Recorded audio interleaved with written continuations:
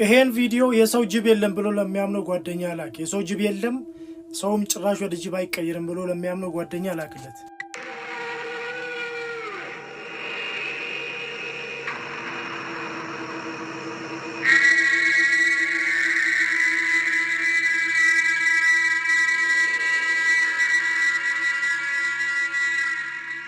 እነዚህ ሰዎች ቀን ኖርማል ሰዎች ናቸው። ከሌሊቱ 6 ሰዓት በኋላ ግን አመድ ላይ በመንከባለል ቅቤ በመቀባት የተለያዩ ነገሮች ሰውነታቸው ላይ በማድረግ ከጅኒ ጋር ሆኖ ራሳቸው ወደሚፈልጉት አውሬ ይቀይራሉ።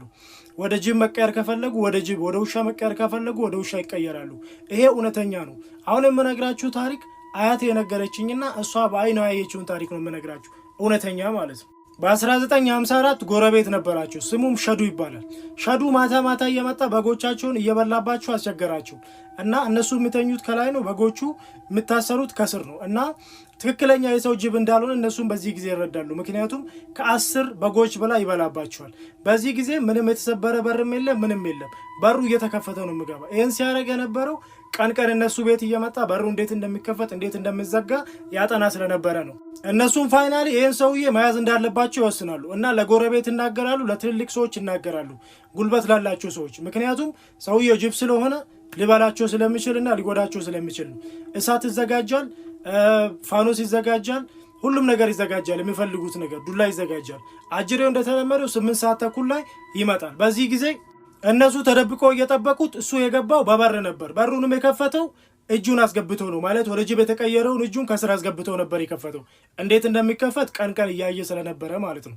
በዚህ ጊዜ እነሱም ዝም ብሉታል እና ወደ ተለመደው ቦታ ይሄዳል። በዚህ ጊዜ የተዘጋጀው ወጥመድ እጁንና አንገቱን አንድ ላይ ይዛል ማለት ነው። እነሱም በዱላ መምታት ይጀምራሉ።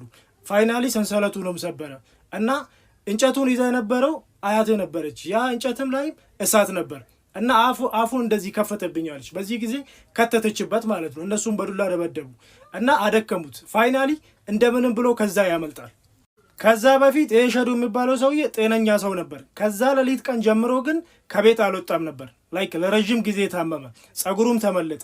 እነዚህ ራሳቸው ወደ ጅብ የሚቀይሩ ሰዎች ጸጉራቸውን አውልቆ አስቀምጦ ነው የሚወጡት